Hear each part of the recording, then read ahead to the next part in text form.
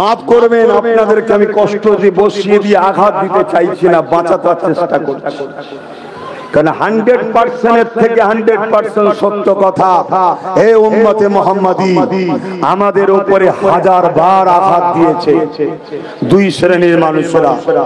কয় শ্রেণীর মানুষ একটু বলুন? নাম্বার 1 হলো অত্যাচারী শাসক। নাম্বার 1 কে?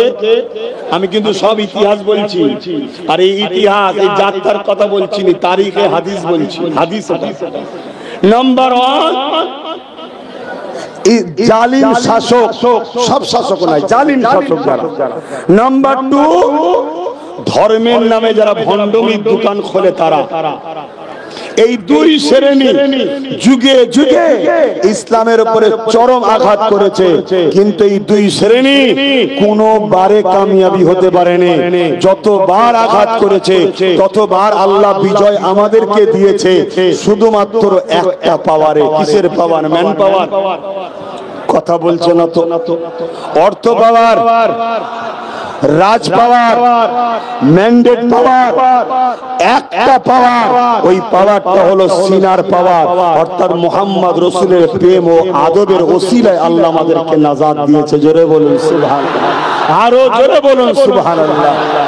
আপনারা জানেন সবাই কষ্ট অনেক হয়, আর আমার তো মাওলানা সাহেব বসে আছে, এখন আর অজু সাহেব হয়, এখনো অজ করছে। আর কত অজ করবেন? এবার ঘরে রেস্ট নেন না, ছেলে পুলে বড় হয়নি, তাতে করে পাঠান সব সময় এখনো অজ করবে। তো বাকি নতুন নতুন ওলামাগুলো কি করবে? খারাপ লেবেন না, আনন্দ করলাম। বাপের সাথে আমি অনেক জলসা করি, তাই একটু বললাম। কথা বুঝেছেন তো? মাইক আমার হাতে, বলে দিলাম না। এখন রেস্টের দরকার আছে, বয়স হলে রেস্টে থাকা ভালো। তো যাক, তারপরও দিনের জন্য তো সব কথা ঠিকই। তো কি কথা বলছিলাম? যুগে যুগে অনেক হামলা হয়েছে, অনেক। তার মধ্যে একটা কথা বলছিলাম, চিঙ্গিস খান, এটা বলে দিয়ে একটুখানি। 300 আলেমকে 3টে কাতার করেছে, 100 করে। চিঙ্গিস খান ঘোড়ার পিঠে বসে আছে। যুবকরা, চিঙ্গিস খানের নাম শুনেছো তো নাকি?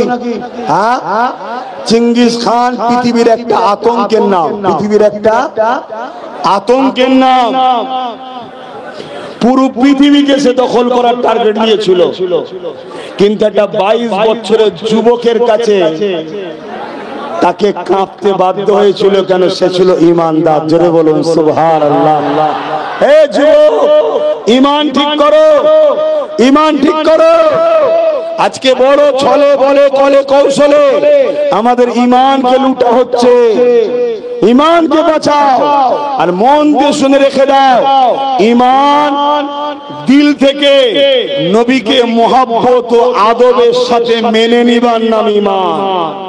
রুহে জমিনের উপরে আসমানের নিচে কেউ নাই এ কথা কেটে দিতে পারবে।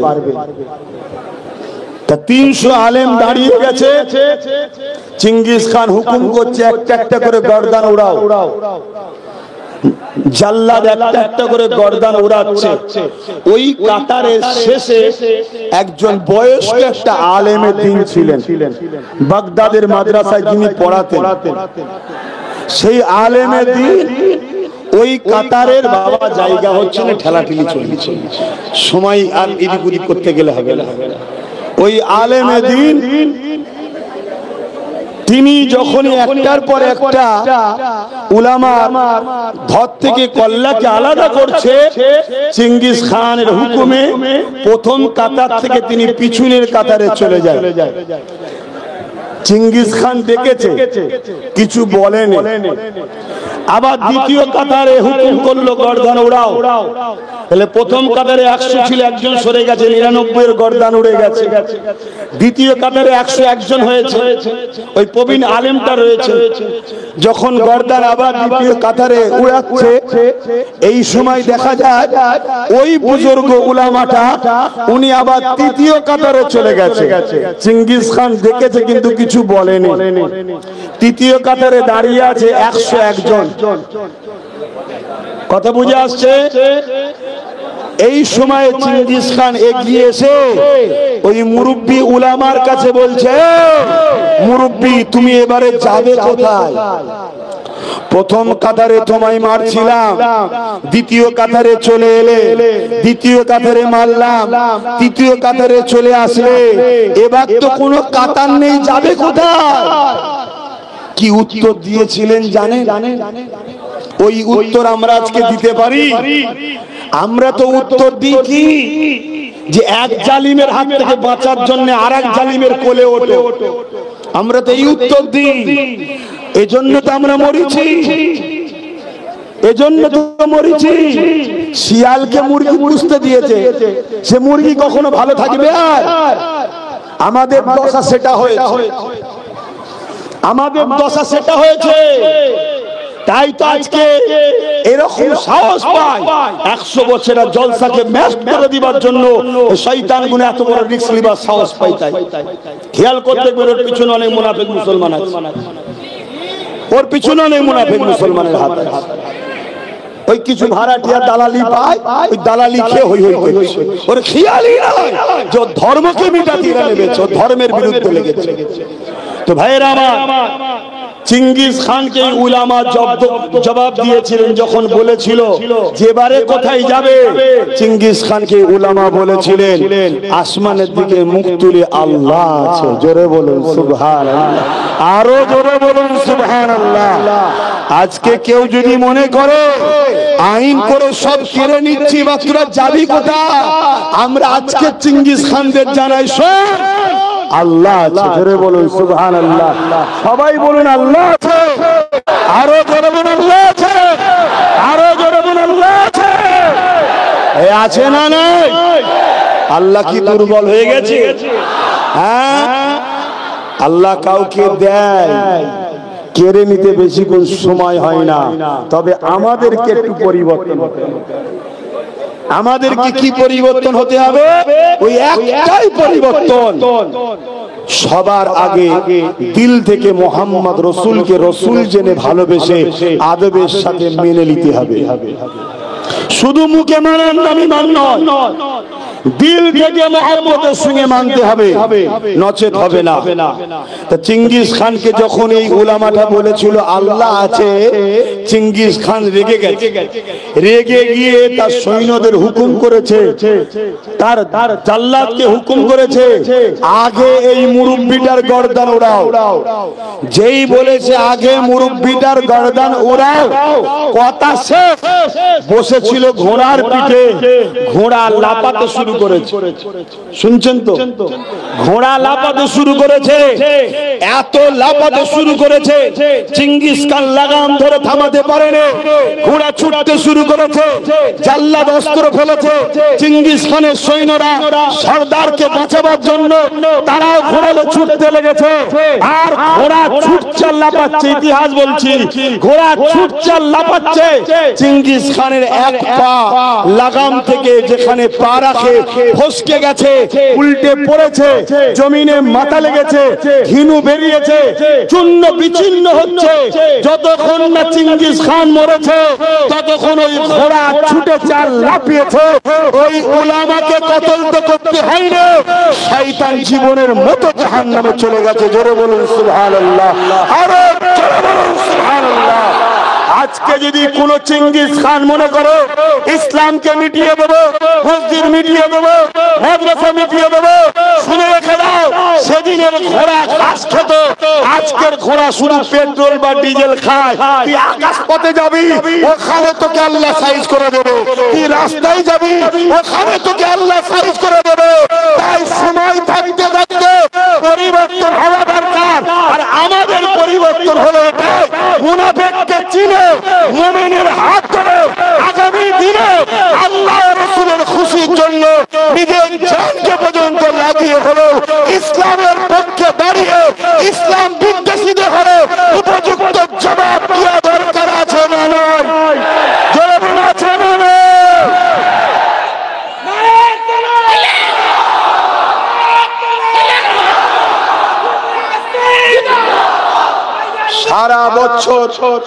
সারা বছর ডেট পড়ে আছে, যে কোনো ডেটে বাবা যা খুশি করছে মানুষ, ঠিক না বেটি?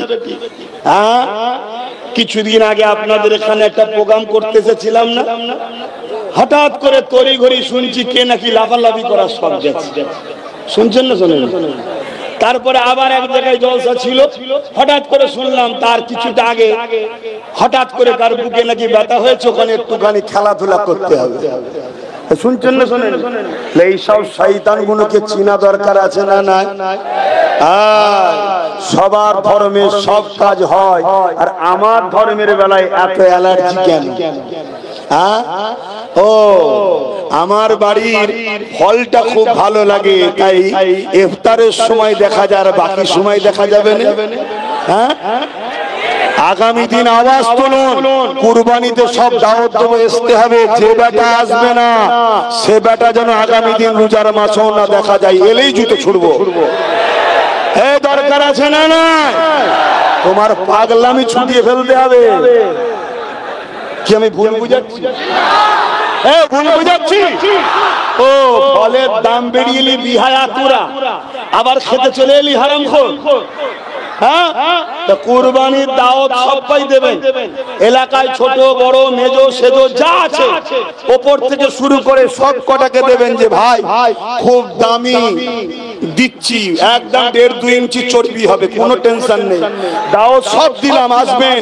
যদি না আসেন সামনে রোজার মাস যেন দেখা না যায়, জুতোর বাড়ি ছুটবো, জুতো ছুটবো।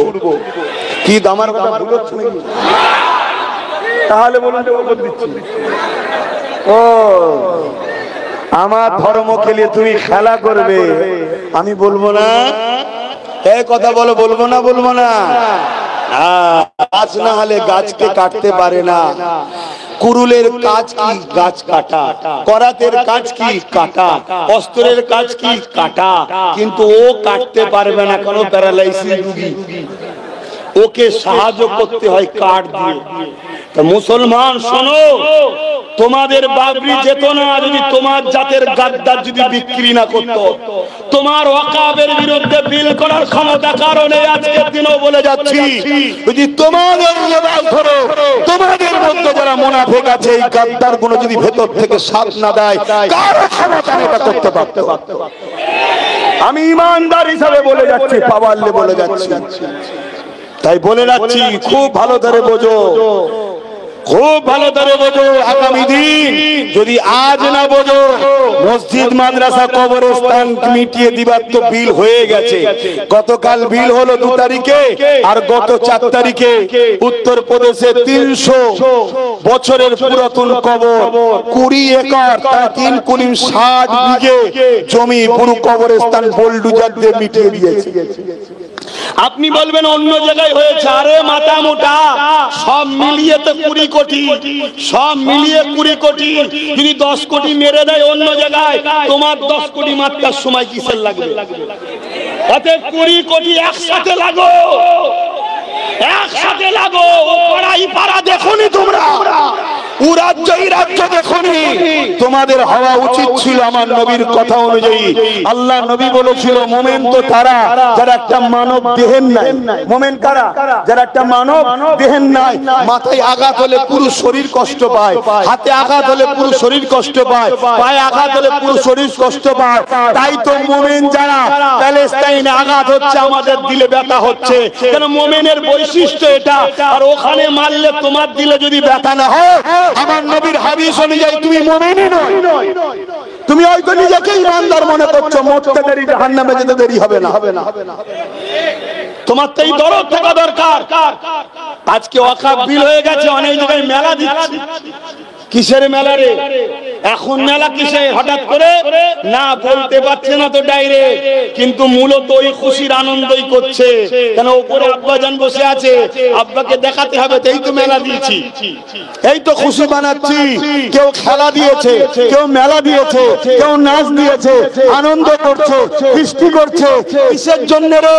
মূলত উদ্দেশ্য 100 বছরের স্বপ্ন ছিল মুসলমানদের সম্পদ লোভ আজকে নিতে পেরেছি, তাই আনন্দ করছে। কারা করছে দেখো, যারা তোমাদের কাছেই আসে, একটা সময় এসে বলে দুলা ভাই খেয়াল রেখো, আব্বা জান খেয়াল রেখো, বলে না, তারাই এখন আনন্দ করছে। এগুলো কবে ভাববে? আর কবে ভাববে? যদি আজ না ভাবো, গত 7-8 বছর আগে বলেছিলাম, আপনারা আমার ক্যাসেট শোনেন কি জানি না, ইউটিউবে দেখেন আমার, গত 7-8 বছর আগে বলেছিলাম তোমরা ঐক্যবদ্ধ হও, রাজ ক্ষমতা তৈরি করো, নাই আগামী দিন তোমাদের মসজিদ চলে যাবে, মাদ্রাসা চলে যাবে, কবরস্থান চলে যাবে, তোমাদের অধিকার সম্পদ চলে যাবে। বলেছি না বলিনি? আজকে গেল না যায়নি, আর আজকে বলে যাচ্ছি, যদি ওয়াকফ বিলকে তোমরা বাতিল করতে না পারো, তাহলে এদের সাহস এত বেড়ে যাবে, আগামী দিন মুসলমান তোমাদের নাগরিকত্ব কেড়ে নিয়ে তোমরা ভারতীয় নয় তার বিল পাস করবে। এবারে সেদিন মরার আগে আল্লাহর ঘরের জন্য মর, আল্লাহ সাহায্য করবে। মসজিদের জন্য মর, মাদ্রাসার জন্য মর, কোরআনের জন্য মর, কবরস্থান মাদ্রাসার জন্য, দ্বীনের জন্য চলো, ময়দানে নামো, তাহলে দেখবে আল্লাহর পক্ষ থেকে সাহায্য আসবে। তাতে 2-5 কোটি যাই যাবে, কি আছে? এই অসুবিধা আছে? আমি আমার নাম প্রথমেই লিখাচ্ছি, আমার যদি খোদার ঘরকে বাঁচাতে গিয়ে আমার জান যায়, আমি নিজেকে ধন্য মনে করবো, সেই তো মরবো। কুকুরের মতো না মরে আল্লাহর ঘরের জন্য মরেছি। কিয়ামতের দিন সিনা ফুলিয়ে ফেরেশতাকে বলবো, এখন ডিস্টার্ব করবি না, আল্লাহর ঘরের জন্য মরেছি, জান্নাত যাব। জোরে বলুন না সুবহানাল্লাহ। এই ঈমান নেই আমাদের। এখন সময় আছে, কিন্তু আন্দোলনটা করবেন কার সাথে? ডাকাত ধরতে চোরের সাথ নেবেন নাকি?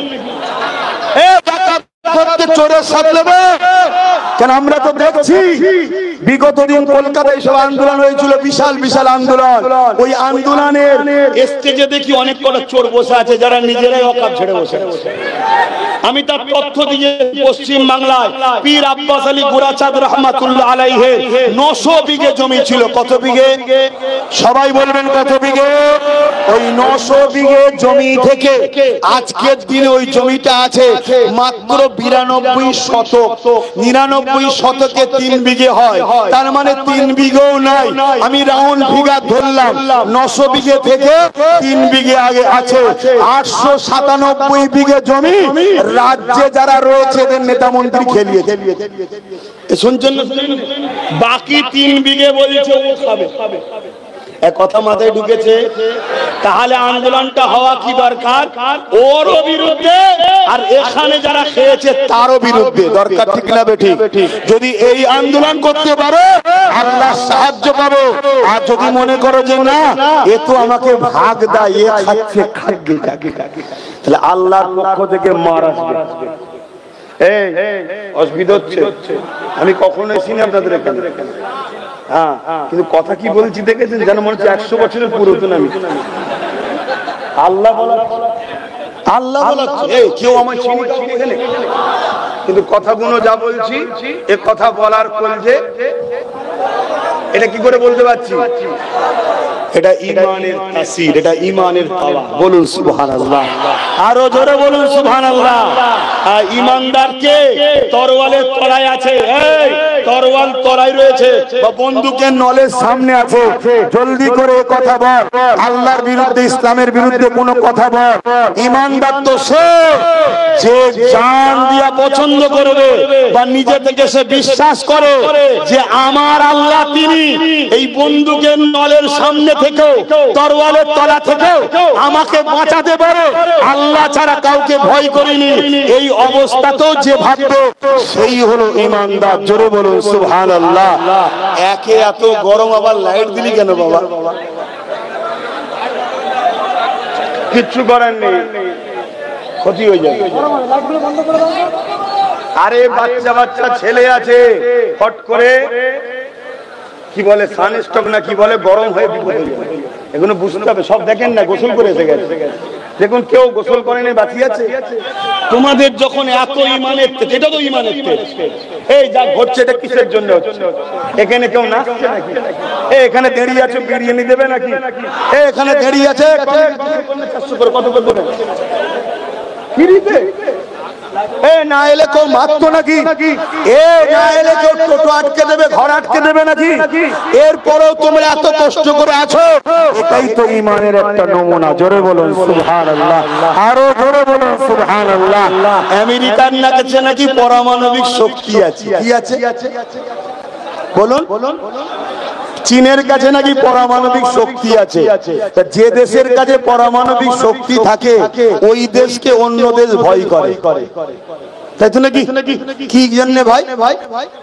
পারমাণবিক শক্তি আছে, পারমাণবিক শক্তি আছে, বেশি খাপাসনি, ঝেড়ে দিলে শেষ হয়ে যাবে, তাই তো নাকি? তা পারমাণবিক শক্তি থাকা দেশকে যদি অন্য দেশ ভয় করতে পারে, যার দিলে আল্লাহর সত্যি ভয় আছে, পুরো কায়নাতের জালিমরা তাকে ভয় করে। জোরে বলুন সুবহানাল্লাহ, আরো জোরে বলুন সুবহানাল্লাহ। এ পারমাণবিক শক্তি বেশি না আমার আল্লাহ দিলে থাকলে সে শক্তি বেশি? মুখে নয়, দিলের কথা বলেছি। তাহলে আমাদের দিল থেকে আল্লাহ ও রসুলকে বার করা হচ্ছে না, হয় না? মেলার নামে, খেলার নামে নিয়ে গিয়ে নাচ দেখানো হচ্ছে না, হয় না? মদের দোকান গ্রামে গ্রামে, অঞ্চলে অঞ্চলে করা হচ্ছে না, হয় না? স্কুল বন্ধ, মদের দোকান খোলা হচ্ছে না, হয় না? এগুলো আল্লাহ থেকে সরাবার ইসলামের দুশমনদের প্ল্যান। কথা মাথায় ঢুকছে তো নাকি? অতএব ঈমান বাঁচাও, ঈমানের পাওয়ার বাড়াও। মুসা আলাইহিস সালামকে আল্লাহ যখন বললেন, মুসা ফেরাউন বড্ড বাড়াবাড়ি করছে, ফেরাউনের কাছে তুমি যাও, ওকে একবার ওয়ার্নিং দাও, ওকে বাড়াবাড়ি বড্ড করছে। আল্লাহ পাকের কাছে মুসা নবী বললেন, আল্লাহ আপনি তো যেতে বলছেন আমি যাব, শুনছেন তো?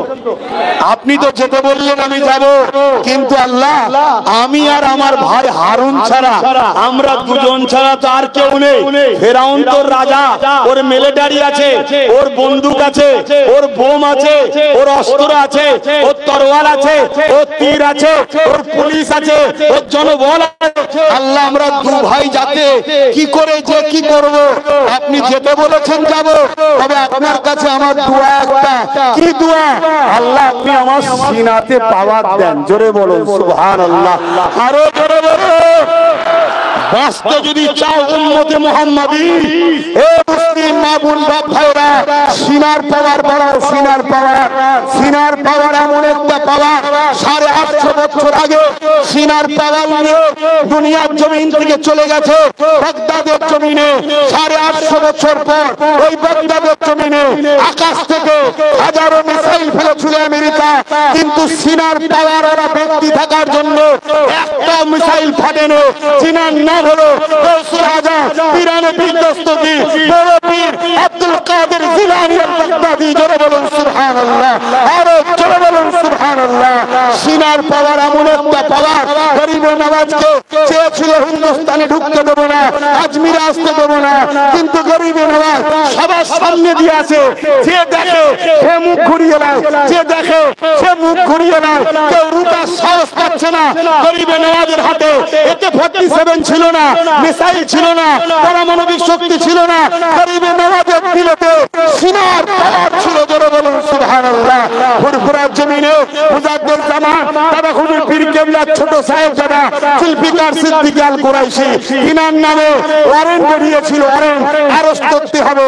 উনি যে থানার সামনে দিয়ে যায়, থানার ওসিরা, থানার পুলিশেরা ব্যারিকেড দেয়, ওনাকে ধরবে বলে। যখন কাছাকাছি গাড়ি আসে, ওনাকে যখনই দেখতে পায় ব্যারিকেড ছেড়েতে বলে যান।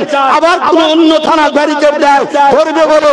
আবার যখন এসে পৌঁছায় ব্যারিকেড সরিয়ে দিয়ে বলে যান। এভাবে ফুরফুরা শরীফে চলে এলো। এরে বাবা, ধরতে পারছে না কেন?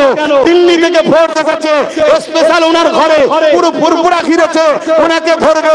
ছোট হুজুর পীর কেবলা মাথায় টুপি দিয়ে, জুব্বা লাগিয়ে, নবী সুন্নতের ইউনিফর্মে যখন বাইরে বেরিয়েছে, যারা ধরতে গেছে সবকটা ওসি ছোট হুজুরকে দেখে উঠে দাঁড়িয়ে যাচ্ছে। বড় বড় সুবহানাল্লাহ। কিসের পাওয়ার ছিল? জুলফিকার সিদ্দিকীর হাতে অস্ত্র ছিল না। কিসের পাওয়ার? সিনার পাওয়ার। সিনার পাওয়ারটা কিসে হয়? মুহাম্মদ রাসূলের প্রেম ও আদরে হয়। জোরে বলুন সুবহানাল্লাহ, আরো জোরে বলুন সুবহানাল্লাহ।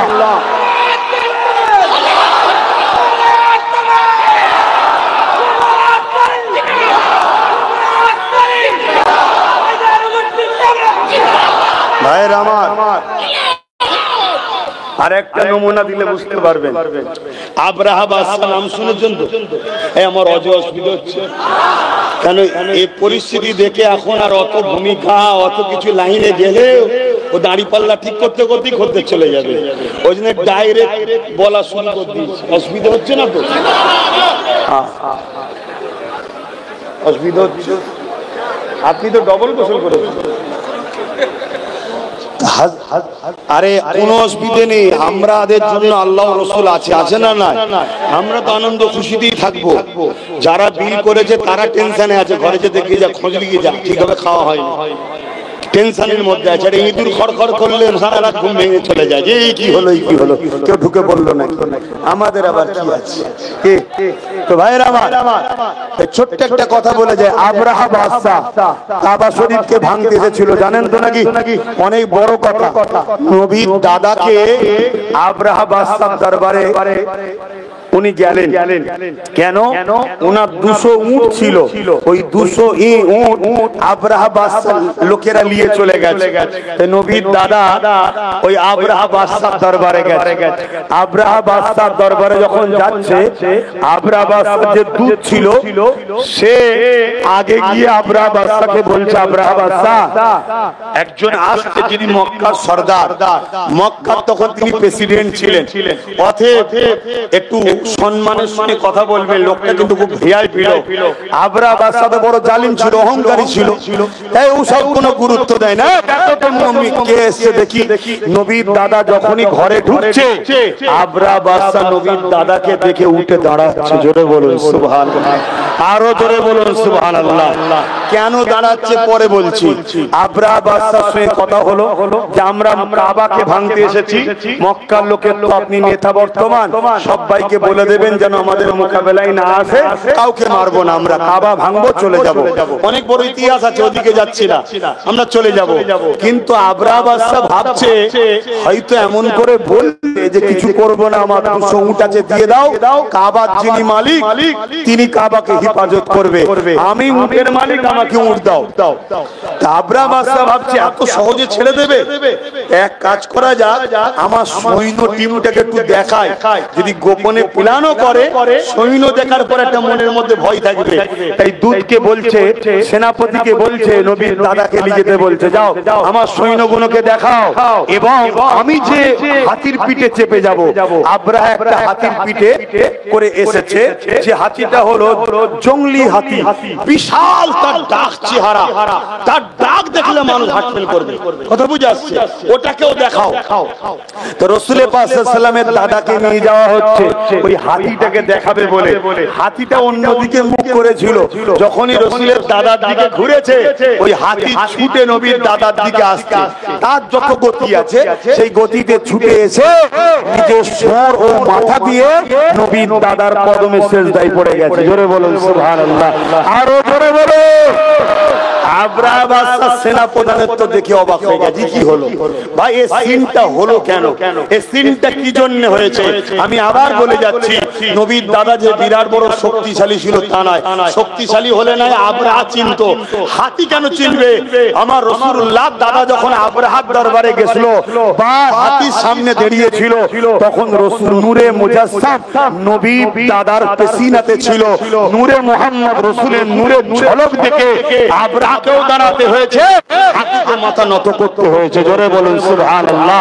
সেই নবী পাক যদি আমাদের সিনায় থাকে, তিনাকে যদি আমরা মহব্বত করি, আদব করি, তিনার সুন্নতে যদি জীবন গড়ি, পৃথিবীর সব কটা জালিম এক জায়গায় হয়ে যেমন প্যালেস্টাইন বাসীকে নতাতে পারে না, আমাদেরকেও পারবে না। জোরে বলুন সুবহানাল্লাহ, আরো জোরে বলুন সুবহানাল্লাহ। তবে কিন্তু বীজখানে আবার একবার বলবো, খুব সাবধান, ভেতরে যেন মুনাফিক বক্তা মুলি সামনে ঢুকে যায়। দলের ভেতরে যদি মুনাফিক ঢুকে যায় বিপদ। শুনছেন না? শোনেন না? তাহলে বিপদ। কেন এখন অনেক আন্দোলন হবে, বাপরে বাপ, শুধু লোক দেখাবে, ফটো তুলবে, নেতাদের ঘরে যে বলবে দেখেছো এত লোক, পয়সা দাও, পয়সা দাও, পয়সা দাও, পয়সা দাও, পয়সা দাও। এসব চলছে রে বাবা। আর আমি এগুলো বলি বলে আমার উপরে রাগ হয় অনেকের, আপনাদের হচ্ছে না তো? জোরে ঠিক করবেন, হচ্ছে না তো? কার কার সত্যি আমার উপরে রাগ হচ্ছে না একটু হাত তুলে দেখাবেন। আল্লাহকে সাক্ষী রেখে বলছেন তো রাগ হয় না তো? একটু পাশাপাশি দেখেন না কেউ হাত তুলতে বাকি আছে কি, দেখেলেন কেউ হাত তুলতে বাকি আছে কি? সবাই হাত তুলেছে আলহামদুলিল্লাহ। কেউ যদি হাত এই ভিড়ে না তোলে তার মানে নিশ্চয়ই সে আমার উপর দুঃখিত।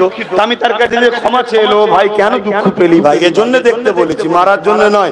কেন ইসলাম মারাই বিশ্বাসী নয়, তবে হ্যাঁ ইসলাম ডিফেন্সে বিশ্বাসী। কিসে ডিফেন্স? মারা ইসলামে হারাম, ডিফেন্স ইসলামে হালাল এবং ফরজ। ডিফেন্স করতে গিয়ে যদি ঘর থেকে কল্লা উঠে যায় কিছু করার নেই। এই শুনছেন না শোনেন না? বদরে মারতে যায়নি, হয় দেখেছেন মাথা ঘুরে গেছে। পানি খাওয়া বাবা, পানি খাওয়াসনি আর মাথায় দিয়ে ঘাড়ে দিয়ে পানি খাওয়াবিনি, খবরদার। কেন যখন মাথা ঘুরে যায় তখন খাওয়াতে নেই। কেন ব্রেন খাদ্যকে ঢুকায়, ব্রেন যখন কাজ করে না খাওয়ালেই একেবারে। শুনছেন তো নাকি? ওই জন্য মাথায় ঘাড়ে মুখে দিতে হয়। এই মওলানা এই অবস্থায় আর যাবে না, আজকাল আরো কারো কি হয়ে যাবে না হয়ে যাবে। হ্যাঁ 5:30 বেজে গেছে, তাতে দরকার হয় তুই রাস্তা খরচ কম দিবি বাবা, এই মানুষ মরে যাবে, বিপদ হয়ে যাবে। মাথা ঘুরে গেছে বলছে, আর সব গুটকা খেয়ে খেয়ে শরীরে কিছু আছে নাকি? মাথা ঘুরবে না তো কি হচ্ছে? শুনছেন ভাইরা? ভাই আপনাদের কষ্ট হচ্ছে? হ্যাঁ হচ্ছে, কিন্তু ঈমান বলছে হচ্ছে না। শরীর বলছে কষ্ট হচ্ছে, ঈমান বলছে, আমার কথা শোনেন, আমার কথা শোনেন, শরীর বলছে কষ্ট হচ্ছে, ঈমান বলছে বদমাইশ চুপচাপ থাক, কোনো কষ্ট হয়নি। জোরে বলুন সুবহানাল্লাহ। শরীর সব সময় বলে ঘরে থাক, ঝামেলায় যাসনি, ফিতনায় যাসনি। ঈমান বলে মুস্তাফা জানে রহমতের ব্যাপার যখন, দিনের ব্যাপার যখন, তখন কোনো কথা নেই, চল যা হয় হবে। শুনছেন না শোনেন নে? খুব ভালো করে বোঝেন। আমার নবীকে নিয়ে অপমান করবে, আপনারা প্রতিবাদ করতে যাবেন, আর আপনারা প্রতিবাদ করতে গেলে মিথ্যা ভাবে 2-4টে বদমাইশ লোককে মুসলমান সেজে ঢুকাবে, ঢুকিয়ে সন্ত্রাসী করাবে, আর পুরো নিরীহ নিরীহ মুসলমানগুলোকে কেস দেবে, আর সরকারের পুলিশ এসে তুললি যাবে। এই কথা শুনছেন না শোনেন নে? আর সরকারকে সাপোর্ট করে তুলি কারা? আমরাই। আর পুলিশ এসে তুলে নিয়ে যায় কাদের ঘরে? আমাদের ঘরে। বাহ, কত সুন্দর! আমরা শিক্ষিত লোক না হলে এই কাজ করি? হ্যাঁ, এই আপনাদের এলাকায় খেয়াল নাই? কয়েকজন বদমাইশ মিলে আমার রাসূলুল্লাহর ছবি তৈরি করলো। অন্যায় করেছে না করেনি? অবশ্যই অন্যায় করেছে। তার জন্য শান্তিপূর্ণ ভাবে থানাকে বলা হয়েছে, থানা স্টেপ নিয়েছে, হয়তো একটু দেরি করে, কেন থানার কিছু করার নেই তো, থানার উপরে কেউ আছে তো, সে বলে এখন যাসনি, আগে পানিটা গুলো তারপরে যাবি, কেন পানি না গুলোলে ভাগাভাগি রাজনীতি হবে না। যত মারপিট হবে, যত গুলোগুলি হবে, একদল উড়া পাবে, একদল আমরা পাবো। শুনছেন না শোনেন নে? অতএব একটু গুলো। সেই গুলোবার পরে কি হলো? সেখানে কিছু বদমাইশ ছেলেকে ঢুকিয়ে দিল, তারা কেউ মুসলমানই নয়, ঢুকিয়ে দিয়ে কি করলো? জুলুম করে দিল, অন্যায় করে দিল। অন্যায় করে দিবার পর কি হলো?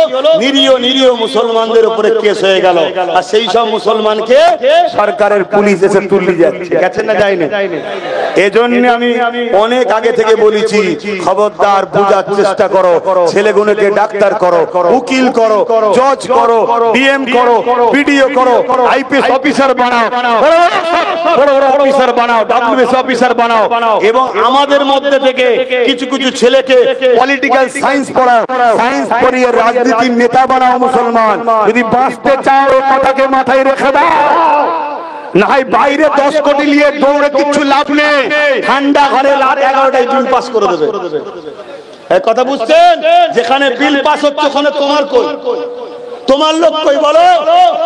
তোমার লোক যদি ওখানে থাকতো তাহলে হাত গুটিয়ে বক্সিং দিত, দুম দাম হতো, চল কে সবে হবে তো কি হয়েছে, সব জায়গায় তো হচ্ছে, ঠিক না বে? ঠিক গো। কিন্তু আমার লোক কই?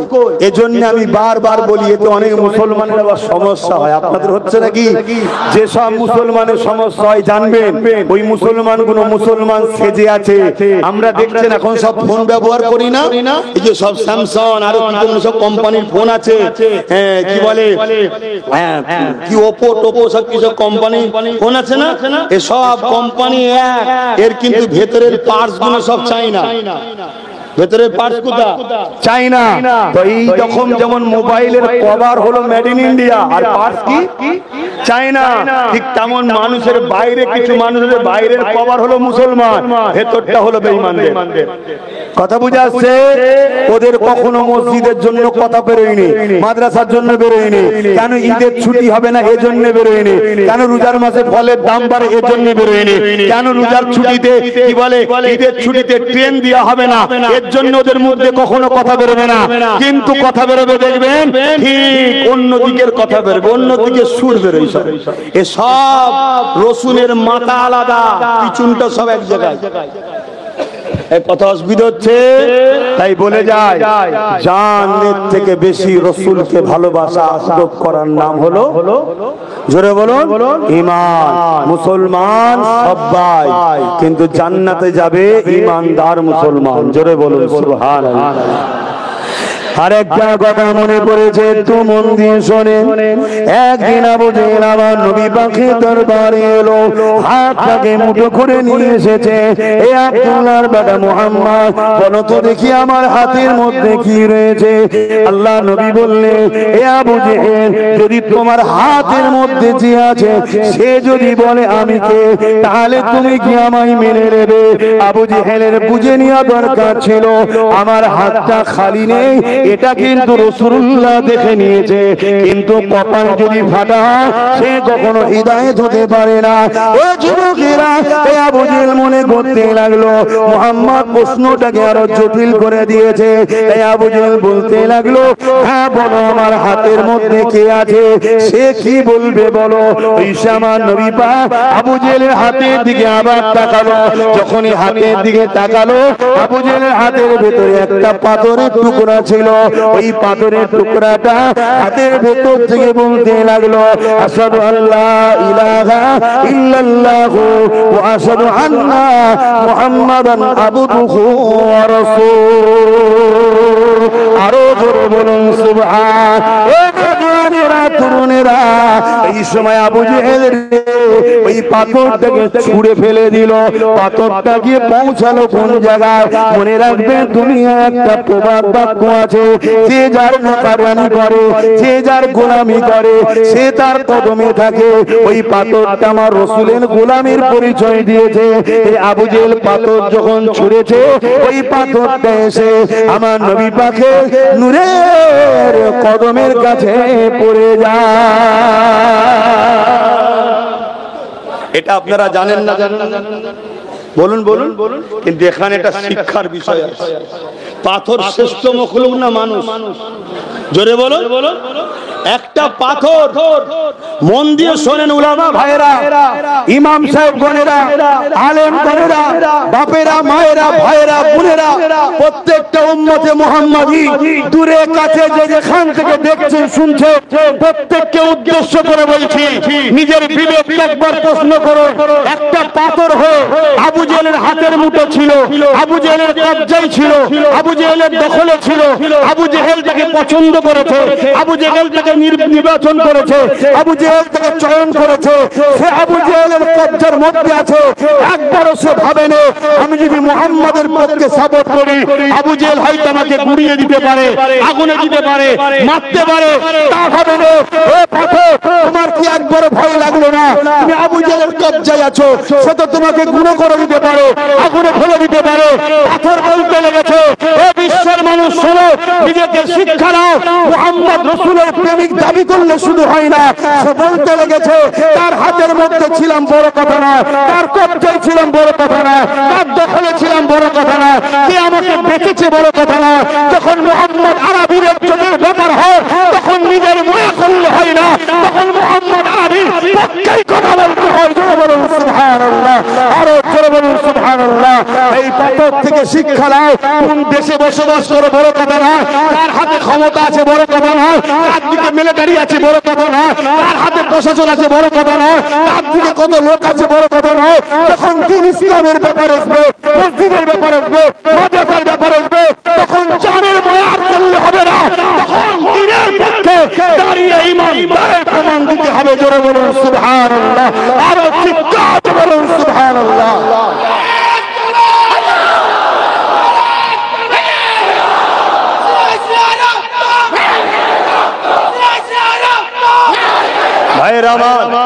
আগামী দিন রাজপথে আমি নামবো। ফুরফুরা আহলে সুন্নাত ওয়াল জামাতের বিভিন্ন শাখাতে আমি গত শুক্রবার গতকালকেই ডেকে প্রস্তুতি কমিটি সব মিটিং করে ঠিক করে দিয়েছি। প্রতিটা গ্রামে গ্রামে বলেছি প্রথম করো, কেন আমার মা বোনেদের জানা দরকার ওয়াকাফ কি জিনিস, জালিম কেন্দ্র সরকার কি করছে মা বোনেদেরও জানা দরকার আছে না নাই? তাই প্রত্যেকটা কমিটিকে জানিয়েছি প্রথমে গ্রামে র্যালি করো, গ্রামে মিটিং করো, গ্রামের মানুষকে শোনাও, সবাইকে জাগাও। সব জায়গায় আমার কাজ শুরু হয়ে গেছে। আগামী দিন শহরতলিতে হবে, শহরে হবে, রাজপথে হবে, কলিকাতায় হবে, প্রয়োজন হয় দিল্লিতে হবে। যেখানে যেখানে যাব আমি কোরআনের জন্য, দ্বীনের জন্য, মসজিদ মাদ্রাসার জন্য, ওয়াকফের জন্য, কেন্দ্রের কালা কানুনকে বাতিল করার জন্য কিভাবে কৃষক বন্ধুরা আন্দোলন করেছে ওই আন্দোলনের থেকে চরম রূপরেখা তৈরি করতে হবে। তাহলে বলুন সেদিন রুজি রোজগার পরিবার বাচ্চা সবার মায়া ত্যাগ করে দিয়ে আমার ডাকে সাড়া দিয়ে আমার পাশে দাঁড়াতে তারা প্রস্তুত আছেন, হাত তুলে দেখাবো। এ হাত সত্য না মিথ্যা? এ হাত সত্য না মিথ্যা?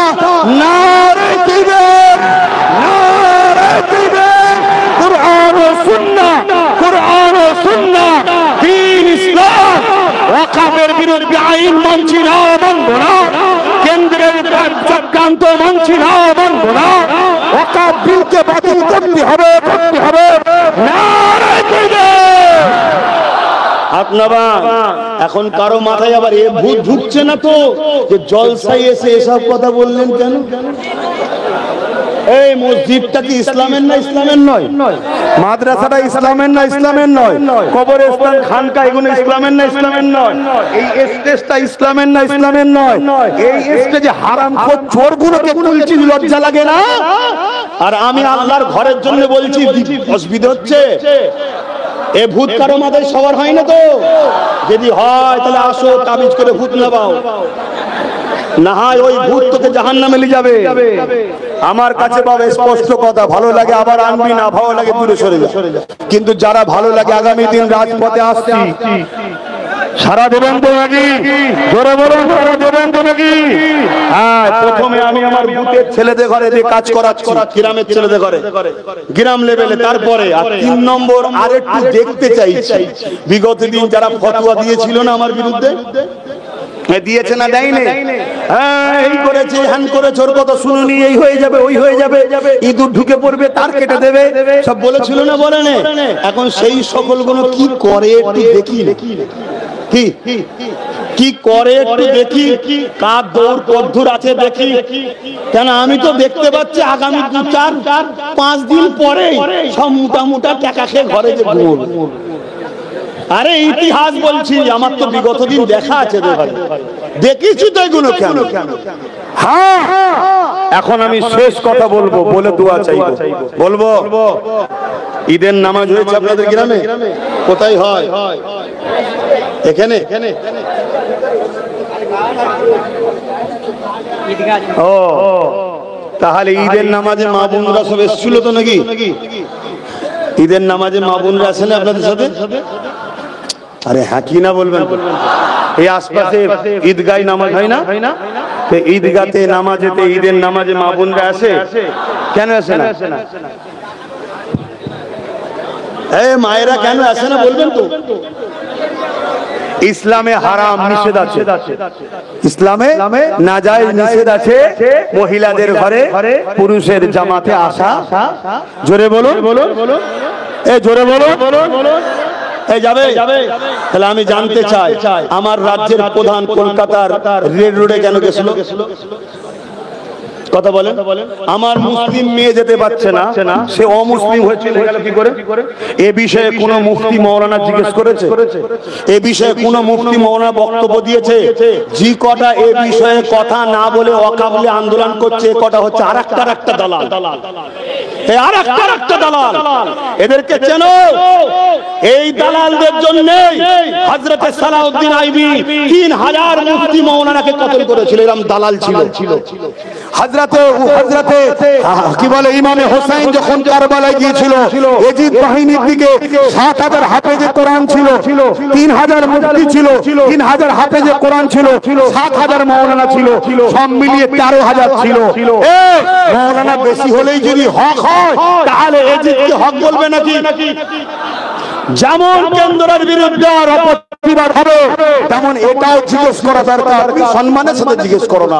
আমি তোমায় ঝগড়া করতে বলছি না, যে আপনি একটা রাজ্যের প্রধান হয়ে অমুসলিম মহিলা হয়ে আমার ধর্মে যেখানে যেতে নিষেধ আছে আপনি গেলেন। জিজ্ঞেস করা কি দরকার আছে না? হ্যাঁ, জোরে বলছো না কেন? তবেই তো তুমি ইমানদার। আর তুমি যদি মনে করো ও হুজুর সব রাখো তো এখন দুনিয়ায় করতে হবে, তাহলে আমি হুজুরে বলে যাই তুমি মরো না, কবরে কি হয় দেখবে। আর কথা নয়, কষ্ট হলো কারো? কষ্ট হয়েছে? কেন উনি না গেলে তো নামাজ কবুল হবে না, দোয়া করবে কে? এই জন্য কষ্ট হচ্ছে নাকি আপনার? হয়েছে? তাহলে একটু সালাম দেবো, বসে দেন না দাঁড়িয়ে দেন? দাঁড়িয়ে দেন তো। হ্যাঁ, এলিয়ে যেন ঝগড়া করবেন না, কেন এখন ঝগড়া করার সময় নয়, এখন ভালোবাসার সময়।